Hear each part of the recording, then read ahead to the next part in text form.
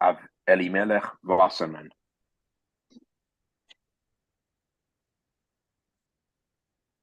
Hashem should have an aliyah. Hashem Yinkum Damov. Amen. And a newly married lady also.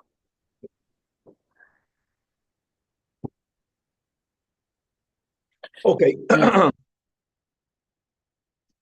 With the help of Hashem, we are learning Yerushalmi Brachas, Pedekei, Halacha Aleph. In the Oiz V'Hader's edition, we're learning Daf Nun Dalid. We left off on Daf Nun Dalid, Amid Aleph, 2 lines from the top of the Amid. Right, we're learning about the inyan of tarrying, of lingering, of Yoshvei, prior to the davening and after the davening. Prior to the davening, to get into the right mental space, to get into the correct emotional space. And even though the Hasidim HaRishonim spend an hour, we're not spending an hour, but we have to spend some time. And post davening, we explained it shouldn't give the appearance that like we're rushing to leave the shul. So after davening, we stay there also. And as we'll begin today, not in the Mishnah. The Mishnah only spoke about how the earlier Hasidim behaved prior to davening, and we're going to learn now that they also spent a full hour after the davening. We're going to learn about certain deeds that protect a person from forgetting his Torah, from forgetting his learning. We're going to have the sugya here in Yerushalmi of chaloimos that to us appear to be chaloimos or ra'os or ra'im, right? And brachas and bavli, that was daf nun hey, and various statements and tefillos that we make. And we should just know that it's kedai to spend time, not now, to go through again the Gemara and Bavli, a lot of which, right now, what do we do when we have Birchas Kahanim? There's a big Rebbeinu Shalom that we say. That's based on the Bavli. We'll see now in the Yerushalmi many discrepancies, many differences between how to deal with dreams, even if the dream has some sort of non-positive connotation, that there are 3 hafuchos, there's certain tefillos that speak about the way Hashem overturned something that could have been not good to something good, and that has the koyach to transform a dream. That's going to be a big sugya today, even though it's very short, but it's very big. We're going to go back to the Mishnah that says that while you are davening the Shmoina Esrei, afilu hamelach shoyel b'shloimoi, the Mishnah says lo yeshivenu, right? And we learned already the Noise Kalim, that's only a Melech Yisrael, not a Melech Akum, because a Melech Agoyish king, if you're not going to respond to him, he might kill you. Nevertheless, it's going to be a lot of sipurim tzadikim, that the Gemara is going to relate various interactions that were had between Roman authorities, big governors, and many of our Amoraim, in which they looked at an Amoira, they saw a Malach, and therefore they had tremendous derecheretz to them, even though some of the stories, whether they were in the middle of davening or whether perhaps you can argue they didn't give them enough kavod. There's a story where one Roman officer wanted to hurt an Amoira, but he was zoicha to see two streams of light coming out of his neck. Interesting expression. We'll go, perhaps it refers to the place of the Kesher Shel Tefillin, as we'll go through the Gemara and the Gavaldik. And then if we'll have enough time, we're going to go to the last statement in the Mishnah. We're going to go back to the last statement in the Mishnah, that afilu nachash karoch ala kevoy lo yafsik shmoina esrei. Remember, we also learned nachash, not an akrav. An akrav is more dangerous. And let me speak out now, and then we'll speak it out again. When it says in the Mishnah that even if a nachash is coiled around your heels, don't be mafsik. There's a big machlokes in the Babli between Rishonim, between Rabbeinu Yoina and the Rosh. What is pshat? L'kula alma lo yafsik means don't shout. Talking is considered an interruption, and since, like we said, a nachash, if the nachash doesn't feel like you are attacking it, it's roiv. It's not going to bite you. Don't do anything. Question is, are you allowed to move? Is moving, like we daven, we put our feet together now. Is moving away from your place, is that considered a hefsek? That's a big machlokes between the Rabbeinu Yoina. The Rabbeinu Yoina holds in the Mishnah, in Bavli, in Brachas, that lo yafsek is, if the nachash is around your feet, don't shout, but walk away or shake it off. And the Rosh holds that you may not even shake it off. And the pashtus of the flow of the Yerushalmi would be a base for the Rosh, as we'll see. That normally, by a nachash, lo yafsik means You can't talk, you can't move. Don't do that because Beroiv, he's not going to bite you. Okay. Let's start on top. Daf Nun Daled, Amud Aleph, 2 lines, top of the Amid, and let's begin. So we had in our Mishnah only about the behavior of the earlier Hasidim prior to davening that they would carry, that would make hachana l'tfilah, they would be misboinen in the greatness of the Eibishter, they would learn Hasidus in our words for 1 hour. Now the Braisa adds, says in a Braisa, Hasidim Arashoinim hoyeshoyim sha'achas. This is the sha'achas that the Mishnah speaks about prior to davening. And now let's go further. And umispalalim sha'a, they would daven for 1 hour. And v'shoyim sha'achas lachat tfilasan, they would tarry another hour after they davened. In other words, every tefillah, Shmuley took how much time? 3 hours. We have 3 tefillahs, 9 hours. So the Gemara says, Kasha number 2, when did they earn a living? A person has to eat. A person has to sleep. When are you going to do? When are you going to learn Torah? So answers the Gemara, and I know there are different girsa'os. We're going to read the girsa that we have over here. That al yedei shoy chasidim, because they were chasidim, not because they had a Rebbe. That's the cop-out. It's easy for you to have a Rebbe. Shkoyach. Let the Rebbe schwitz. No, because you did the avoid of the chasid. Choysa bracha nitenes b'toirasan, says the top Pnei Moshe. Look on top Pnei Moshe. What do you mean that there was a bracha given in the Torah? When you learned the sugya, they chapped it. They understood it right away. And secondary, which means the same thing. That they did very little work and they had a lot of hatzlach. Every person, adam amal, whether it's yulad or yivaled, we have to toil. When a yid chooses to toil, like the Hasidim, they toiled in tefillah.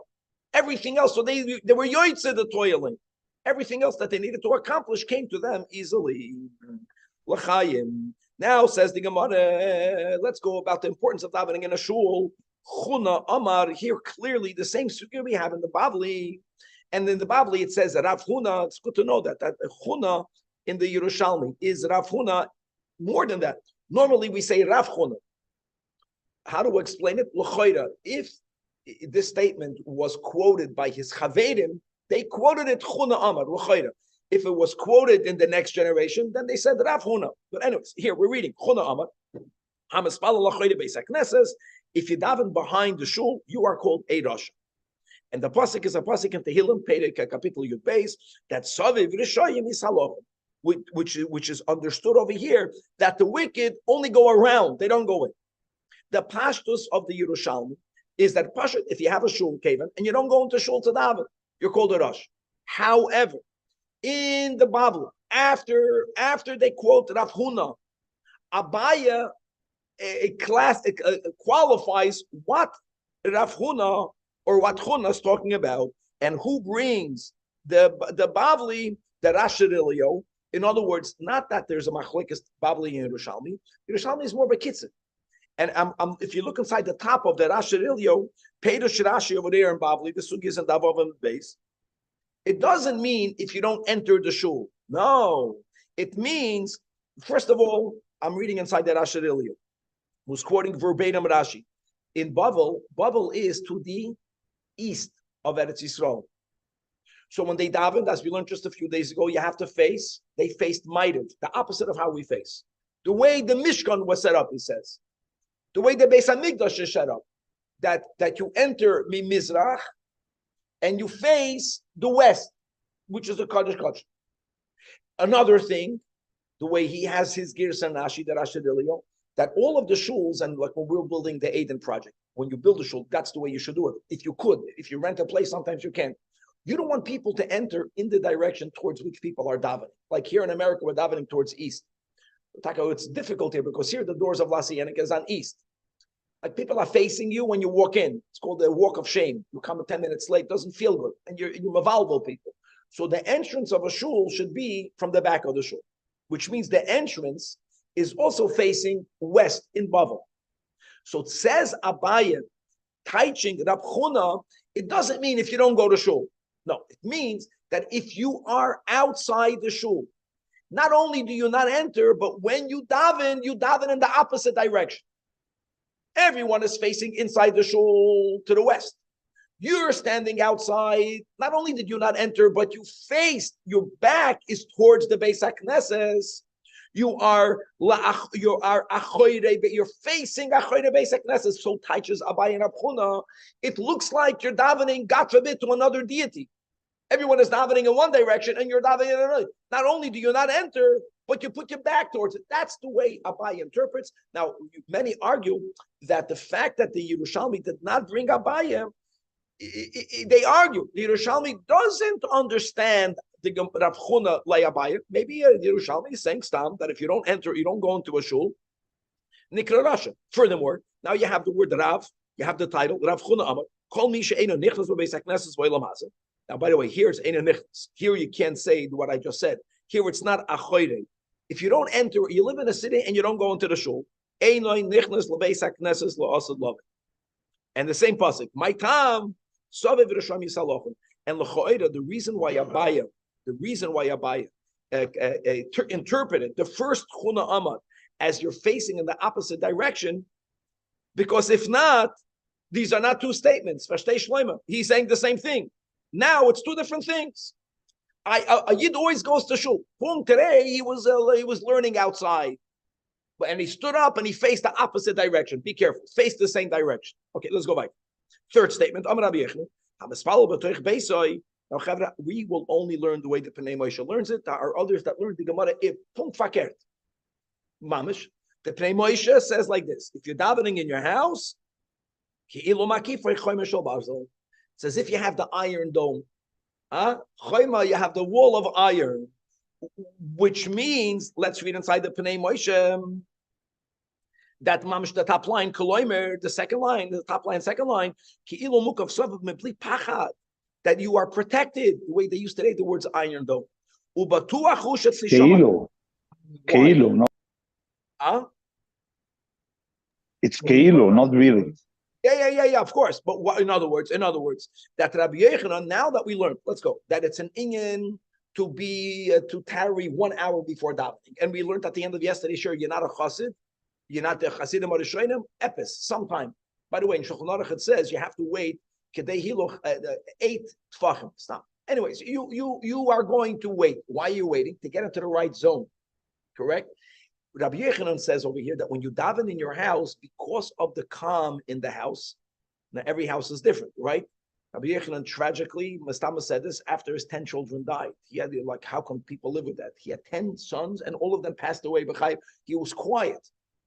In other words, he understands that davening in the house is davening in a place where there's no tumult, unlike in a Chassidish shtibel, where it's like Yehuda Ma'aseh. So that is good. Your feeling will be heard. Problem is, he's saying not to daven in a shul. Let's go. This is all the way that Pnei Moshe learns it. You should know that others learned everything the opposite, but we're going in one shita. So says the Gemara, that Machalfa should say that Rabbi Yochanan turn over his opinion. No, that Talmud Amar over there doesn't mean in the Bible. We learned this in the previous chapter. Over there in Perek Daled, that Amar Rab Abba, Amar Rab Chia b'Shem Rabbi Yochanan, that Tzarich lo Adam lispal b'makim shuma yuchad l'tfila. You have to daven in a shul, and v'cha or v'choy Amar Achen. And here he's saying that how great is it if you daven in your house? It's as if you can be certain that your prayer will be heard. So answers the Gemara, all the Pnei Moshe. Kan b'yachid, kan b'tzibur. Kan b'yachid, I'm reading inside the Pnei Moshe, the last line on top of the Gemara. Kisham espalol b'yachid, shaloi b'shas tfilas tzibur, toiv loy lihispalol b'beisoi. Why? Here he says it b'feidush. Kedei lihisboideit, because at home, if you're married well, you can have kavanah. You're not going to get disturbed. Kan, the Rabbi Yochanan, that in the past chapter, that says you have to daven in a shul, that according to the Pnei Moshe, we don't pass in the way this Gemara says. And by the way, many of us learned the Smichas Chaver, the one Zman, and we learned that even b'yachid it's better to daven in a shul. En achanami. Not every sugya has to be halacha l'maisa. Just to know that there are others who learned this Gemara completely different. But let's move on because there's a lot we have to go. Okay, so that's a great statement. That whenever there's no Zman Tfilas Sibur, make sure you daven in a place where you have the greatest amount of his boidedus. That's the way the Pnei Moshe says it. Why? All connected to kavana. Because since you have to have kavana, one of the things is helpful for kavana is to daven in a place where no one is there. Pasha. Next statement. Rav Pinchas, in the name of Rab Oishaya, says, "Hamispala beis hakneses." There's an advantage to that. This will be not like Rabbi Yechanan. Ki ilu makriv mincha tohira. The word mincha tohira doesn't mean tohira pure. Mincha tohira means that when you bring a mincha, you can bring it in a very simple keli, or you can bring it in a chashav keli. And the concept is over here is that your davening is the same. But if you daven in a shul, the shul itself is a chashav keli. It's like when you give a gift, right? We live in Los Angeles. The packaging is important. The ring is the same ring. You're machshav it. You are machshav. Or when you put a diamond in a setting, the expense is the diamond, but it's important to put it in the right setting. So a shul is the mincha tohira. And matam always means what's the source? So it says, kashed yaviu b'nei Yisrael mincha b'chlei tohar. What's the klei tohar? Beis Hashem. In other words, we're teaching the pasuk that the beauty of the mincha wasn't only that we brought the mincha, but we brought it inside the Beis Hashem. The Beis Hashem is the keli. Let's go right there. Rabbi Bo, actually, the next will be the other Rabbi Yirmiyah, because it's Rabbi Bo, B'Shem Rabbi Bo will be more difficult, even though it can also be two Rabbi Bos. He says like this: when it says Dirshuas Hashem bihi matzoi, guys, you know this from your Rosh Hashanah Bavli that goes right. What's the time that the Oibishter is to be found? That's That's not the Chazal over here. That you should seek God where he could be found. Where could he be found? Where is God near? In other words, the way we're learning that these last statements don't agree with Rabbi Yechanan.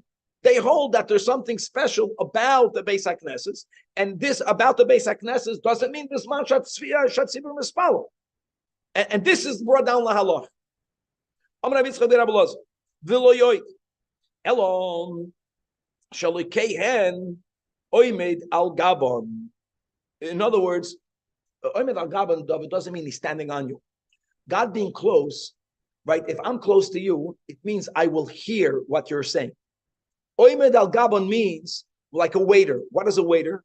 A waiter, not only does he know what you need, the waiter's kaviyachol job is to attend to you. It's not only that God is found and near. God can be found and near and say, no. The pshat is that he is in the shul. Hashem is at our service. He's going to fulfill our requests. And my tamam, elikim nitzav ba'adas kel. Now, many don't have the next words in the pasuk here because they say it's not negeh. The words bekerev elikim yishpoit. However, the Pnei Moshe has the version, and he says that that be'adas kel goes on a shul. Bekerev elikim yishpoit. Yishpoit refers to a beis hamedrash. A beis hamedrash is a place where being oisik in the mishpat of the Torah. And in a place of mishpat, in a beis hamedrash, you are bekerev. And the kerev doesn't mean near. Near means in the context of that God is at our service. That means Hashem will listen to our prayers. And I'll go more. Not only when there's a minyan. Let's go by. Chizda Amar. Another. Now that we spoke about the chashivus of davening in a Beis HaKnesses, Beis HaMedrash, he has to go, says the Pnei Moshe, he has to go inside Kishiur Shnei Dolosos. Not to give the appearance when you go into a environment, but you barely enter. It looks like you don't want to be there. It looks like you want to run out of there. Enter Kishir Shnei Dolosos. And what's the source? It says in Mishlei, Ashrei Adam Shomei Ali. That fortunate is the man who listens to me. Lishkoit al dalsoisai, who comes behashkada, who comes quickly to my dalsoisai b'loshanabim yoim yoim. So dalsoisai b'loshanabim doors. V'loy dalti mezuzos, right? V'loy mezuzas. So here we go. That it's loshanabim. Okay, lishmar mezuzah is psachai. That's just the continuation of the pasuk that the Gemara doesn't quote, but the Gemara is expounding. Now, im k maksiv tamon, and I'm sorry, im asa kain. If a person does that, maksiv tamon, that kimoitzi, is pasuk mishleches lamedalit, and this is pasuk mishleches the next pasuk kimoitzi matzachaim. Matzachaim l'chayda means that only when you appreciate the opportunity of being in a shul, you're machshiv the shul by wanting to be in there, by entering there. That is where you find life. Says the Gemara Rab Chuna Amar. While you're going to shul, you have to walk quickly. Matam, if that it says that neida near the fall, loifen, run, l'dasas Hashem. And then reverse. When you walk out, you have to walk out slowly. Matam, as it says in Eov, for now, you count my steps. In other words, when you're going in a direction where you don't want to go, every step is difficult. This is a segula. Another davening now to learning. We're learning dafka the Beis HaKnesses. It doesn't only mean the Beis HaKnesses. Sometimes the Beis HaKnesses is just generic for both. Beis HaMedrash also. That hayogeya talmudei, not at home. But the Beis HaKnesses, he won't forget it quickly. Furthermore, Rabbi Yechanan an tu no yasa, that bris karusi, there's a covenant that how you get Talmud b'tzina, that if you heard of it, b'tzina means not in a marketplace, or maybe deeper, that if a person has yigia in a humble way, not in a show-offy way, also lebe meheruhu mishakeya. And my time, as it says initially, that vestzunuyim, those who are modest, those who are private, that's tenius, not to show off, chachma. No, they're not opposites. That means when you learn in a Beis HaMedrash, a person can learn and he can make with the hand, and make with the feet, and shout, and make sure everyone in the city knows that the guy is sitting and learning. Or you can go there still, hey, we are chassados, and that's another school. But it's cruci. Halomed Haggadah. If a person learns Haggadah, and just to know that in the times of Rabbi Yechanan, we're speaking about in the beginning of the record of the Torah Shabbat Peh. Mishnayos was already written. The Gemara wasn't written yet. So Mishnayos, they already had a sefer. When it comes to the expounding of that was Baal Peh. But maybe we have many stories in the Gemara that people had a Haggadah written down. In other words, when you can learn the same from a sefer, that in itself is a skula for Zikaron. Amar Rav Tanchum. When you learn something, if you spend effort understanding it better, and my time, when it says pentishkach es hadvarim, this is referring to the Maimed Har Sinai. Not that we heard, but asher ro'u einecha, and the kasha is, what do you mean ro'u einecha?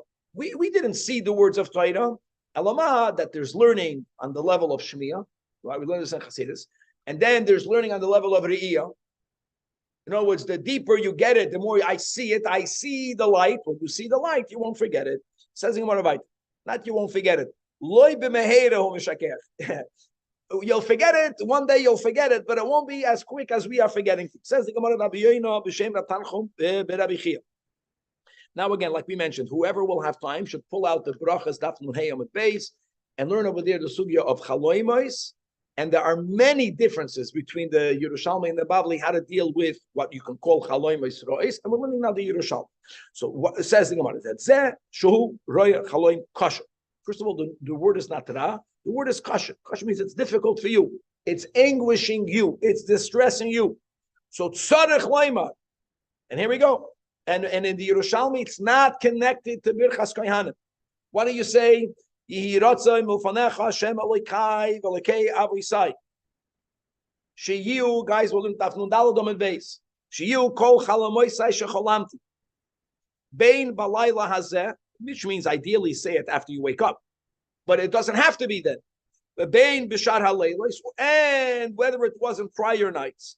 Bein shecholamti ani, bein shechol muli ached. Im toivim heim. Yiskaimu olai l'sosenu l'simcha l'bracha l'chaim. How great is that? L'chaim v'levracha l'simcha l'sasin. I know that this is the opposite direction. It rolls off my tongue quick. I think that whenever we want something to be turned over, we read it turned over. We're reading it in the opposite. L'sasin or l'simcha, l'vracha l'chaim. Im l'davar acher. See, the Gemara doesn't even say l'davar ra. Right? Why would we say that? Right?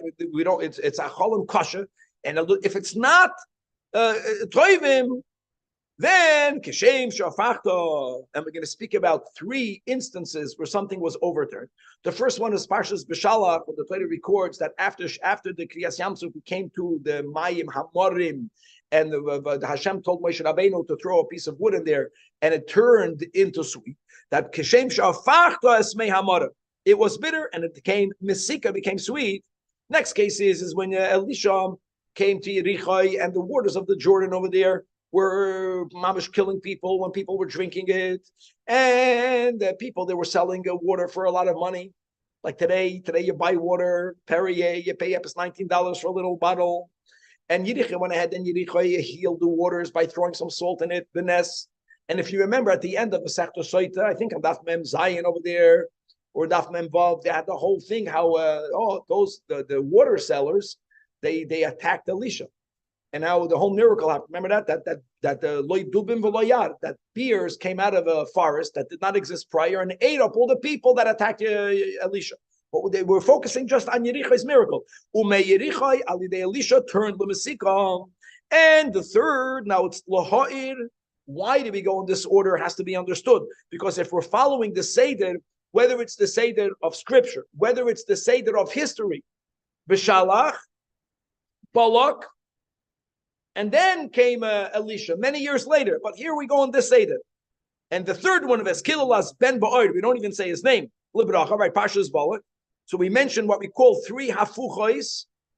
So now that's in the Bavli, you have to add a lot more. Yerushalmi's made things quick. Is Cain tahapich is called haloimes hakoshem. Mashachom liachedim. Not just the ones that I had. If others had about me. L'toiva v'levracha, l'toiva v'levracha, u'lerefua. Look how it's different than the nusach before.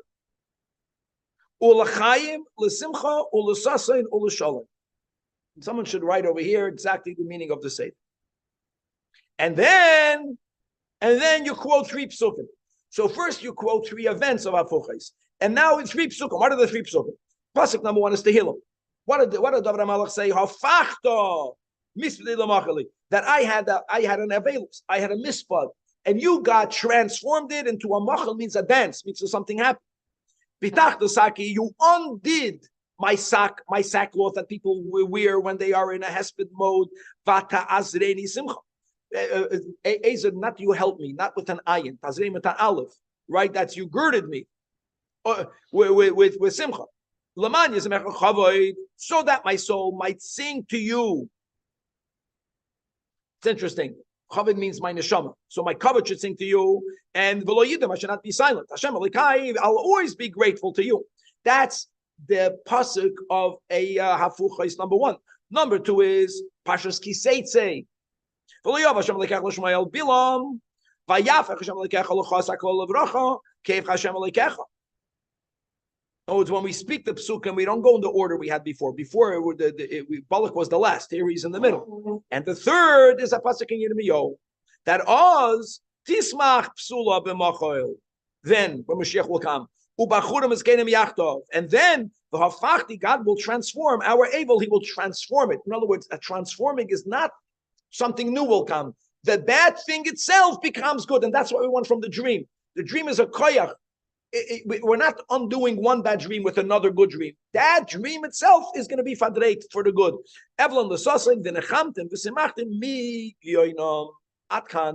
And this should be a school for all of us.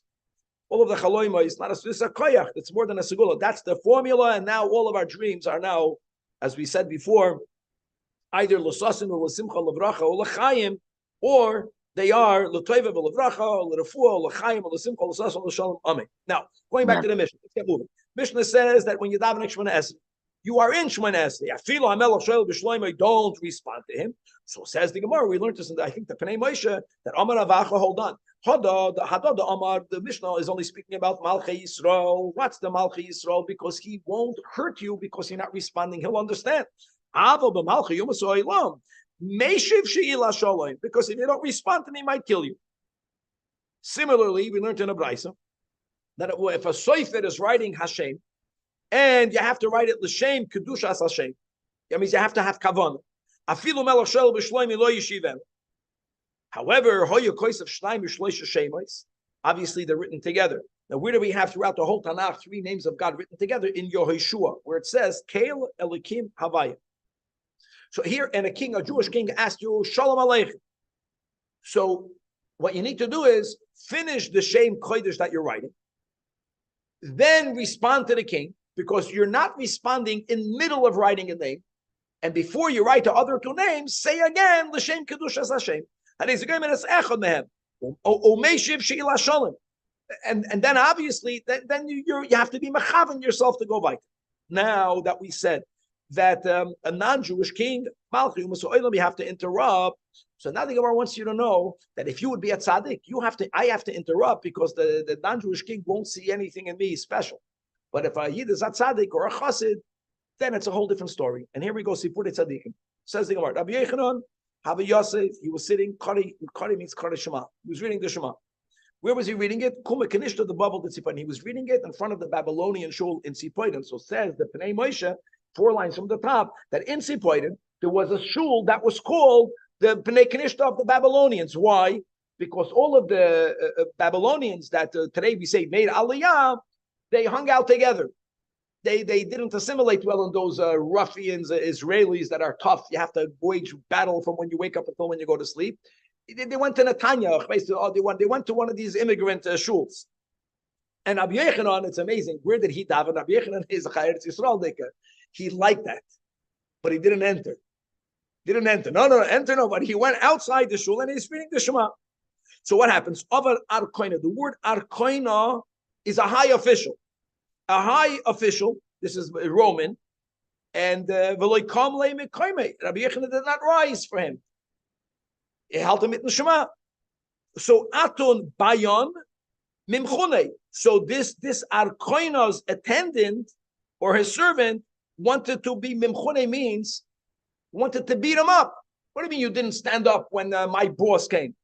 So Omar Loin, so the Goyisha official told his servant that Arkoine, let him be. B'nei Musa de Bar Yehu Asik. He is occupied with his creator. In other words, the Arkoina looking at Rabbi Yechanan understood that it's good that Rabbi Yechanan didn't stand up for him. Oh, another story. It's going to go from good to better.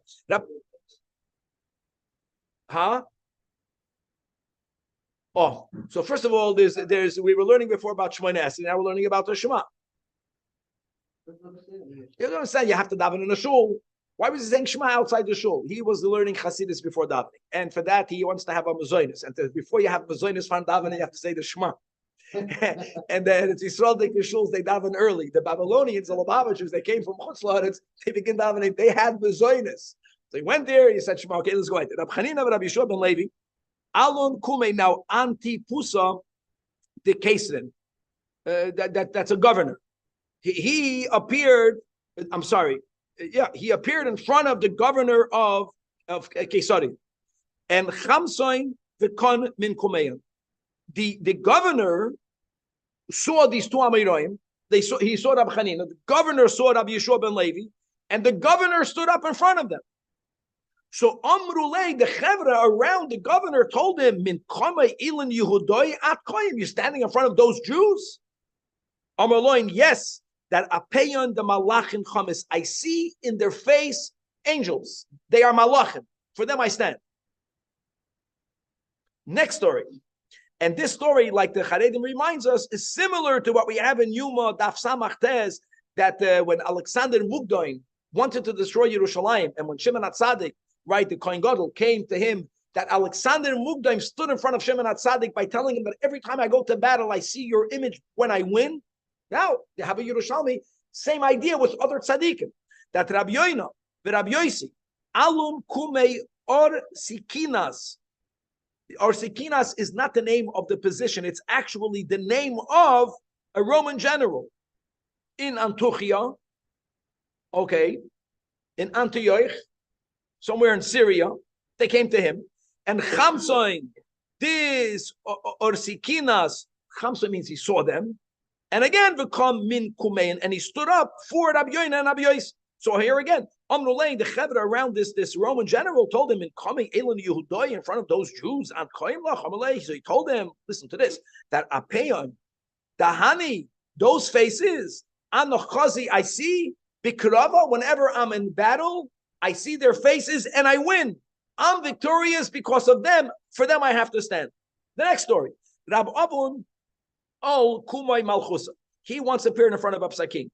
And Kinofik, when he went out, and it was he had a audience with the king. Now, when you leave a king, how should you leave the king?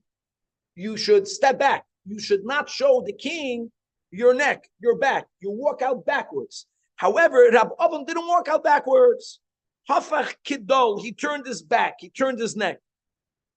The moment that happened, so the decorum, that was the rule, that in that room, if the servants, right, the guy standing, if they saw a guy leaving the king's presence, they turned their back, they would kill him right away. Of course. So Atan Bayun, Miktalune, not to beat him, they wanted to kill him. They came to kill him. V'chamoin, however, those ruffians, those servants of the king, they saw today in Zikuken, the Nur, two strahls of fire, to, I don't know if it's sparks, it's two beams of light, that nafkin that are going out mikidole from their neck. Many over here say that in the place he had his back out. So from where you have we have a dalit, people have a $2, and you have the ritzuis of the tefillin shel roish. That instead of them seeing the ritzuis which he was wearing, they wore tefillin the whole time. He saw fire. He saw tefillin of fire. And when they saw that, they were overcome with fear and they let him go. And this is a fulfillment of the pasuk. For those who don't know in Yerushalmi, that our Gaba is Bar Mitzvah Parshas Kisavai. Now everyone knows that. And Vashteit in Kisavai, that V'ro Kol Ami Yorz Hashem Hashem Nikra Lecha V'Yoram Imek. And that goes to Tefillin Shel Beroish. That's the pshat over here. So what happened is that they didn't see just the physical tefillin. They saw the godly fire in the tefillin, even though they didn't see his face, and they were afraid to do anything to him. And now that we mentioned this pasuk, says the Gemara, that we learned, now we're going to go to Tanoim. Tani Rav Shimon Bar Yochai, or Rav Shimon ben Yochai, that when it says V'ro'u kol, that we're going to emphasize the word kol. V'ro'u kol ami yoretz, Shem Hashem nikra lecha. So you know what kol means? You know who looks at a Jew gets overcome with fear because they see that God's name is on the Yid. Not only all people, not only the king's servants. Kol afilu ruchais, afilu shedim. What's the difference of ruchais and shedim, guys? It's Sfardim and Ashkenazim. I figured that out. But the whole plate on that. But even the spiritual beings, they are afraid of you. And now, so which ones are Sfardim? Which ones are Ashkenazim? I'm afraid to say now. I'm going to get stoned, and I don't have my tefillin. No, go for it. Go for it, please. Oh, 1 second. So now we're going to learn the Gemara the way the Pnei Moshe learns it, because this story, according to the Pnei Moshe, will be a story to authenticate what we're saying. So he adds like a word over here.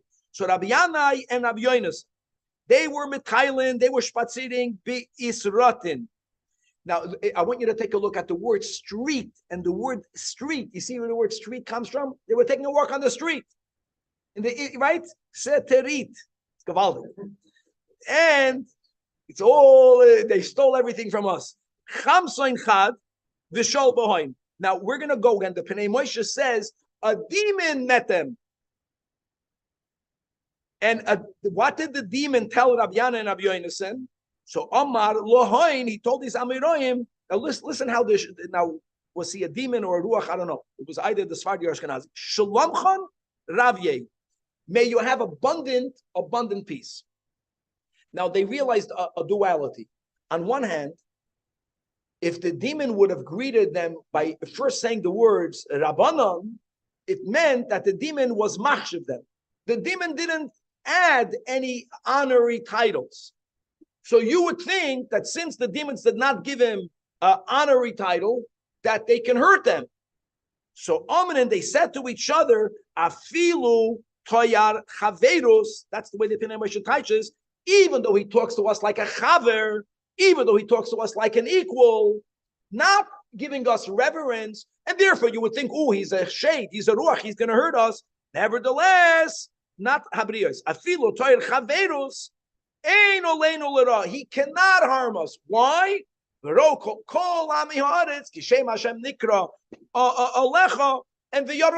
because there's a certain amount of reverence that they naturally have for us. And now let's go by.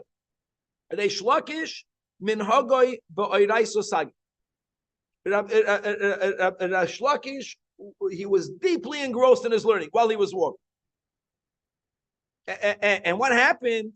They have a nafek lay levad mitchum de Shabbos v'hulayadu. So he was working on Shabbos, and he walked beyond the Tchum Shabbos. Shabbos is 2,000 amas outside the Ibur Shalid. And what? And Vos. So this is Lakayim Ashenemar. When Shlomo HaMelech says that the Ahavasa Tishka Tamid, that love makes you make mistakes the whole time. So this was the Rab Shlakish's love of Torah, of God, was so deep that it made him make a mistake. Now, he went inside the Tchum. Now, Lo Ye'un L'Tzadek Kol Oven, just to know, the Tosfos, Lo Ye'un L'Tzadek Kol Oven says Tosfos a few times, that's only Machalas Asuris. Only Machalas Asuris. Shlomunkis was different. Okay, let's go back. Another story. Now, what's the Hemshech? No, I would say the opposite. It protected him from the punishment of making a mistake. Instead of it being viewed, he was protected. Instead of it being viewed, oh, you were Machal Shabbos Midrabanan B'Shreigig, they looked at him and said, wow, that's the pasuk that he loves God so much he made a mistake. He was protected from a bad judgment. That's a good word. Rabbi Yudan and Rabbi Yishmael, and if you give him a bad judgment, then you're ruining the whole thing over here. Is min hage ba'iraisa sage. He was very deeply hoige. He was engrossed in his Torah study. And what happened was Havos Goel say Shadamine. His outer coat, the Jeffrudis's coat that it sells for $8,000 or $18,000 fell off him. He didn't notice it. So that was going to be a financial loss. So what happens? And this is going back to the Nachash we're going to have in a moment. So v'chachina, chachin is a certain type of snake. Mizhar Allah, a snake came and guarded the coat, making sure no one else takes the coat. And not only that, at some point, that Amrulay Talmidoi, the students of Rabbi Yonah and Rabbi Shmuel, was told by his students, Rebbe, your coat slipped off. Let's go get your coat. Amrulay says, why should I? The lace doesn't that wicked one? A snake is a wicked one. Isn't the wicked one guarding it? In other words, that when you are involved in Torah, you're protected. And even the wicked snake is coming to protect your coat. And that's the hemshech. We're going to go just one more line over here. And we mentioned in the intro, not the way that Rabbeinu Yoina learns. The Rosh holds that an interruption isn't only talking, it's even moving. And on that, the Mishnah says that lo yafsig. So says the Gemara, hold on. Lo yishanu elo nachash. That's only a nachash, because a nachash, if you are not attacking it, not all snakes, even though they're called wicked, but they're not going to attack you. However, aval akra, but if you have a scorpion, stam in the velterein, mafsig, run away from it, knock it off you. Lama? Because the machya of a chazra, the machya, because it's going to sting you and sting you again. Doesn't mean the snake will only bite you once. It means the snake won't bite you alone. Now, Rabbi adds another detail. The Mishnah says the words karach. Karach means it's coiled. It's coiled means it's not hissing. It's not in that position of a rattlesnake, right? That when you look at it and it's looking at you, you say, "Oy gavalt ribono shaloylam, help me, save me." It's thumb coiled around your snake. But if it's hissing and it's moving towards you, no. You should hide yourself. Move out of your place. However, even that, but don't make noise. So that's the whole source of the rush, really. In other words, like this. Without the justification of your life being in danger, even moving is called a hefsek. Okay, and when there's a sakana, then you got to get out of the sakana. But understand that there are two levels in a hefsek. there is a talking hefsek, which is the worst, and then there's just a moving hefsek. So even though you have to minimize the hefsek to the most of your ability, God willing to be continued. Shadim. What? Shadim versus Ruchot, Rabbi, and Sephardim, Ashkenazim. Let's do it. The Ruach. Ruach has a better feeling. The Ruach, it's the Ruach.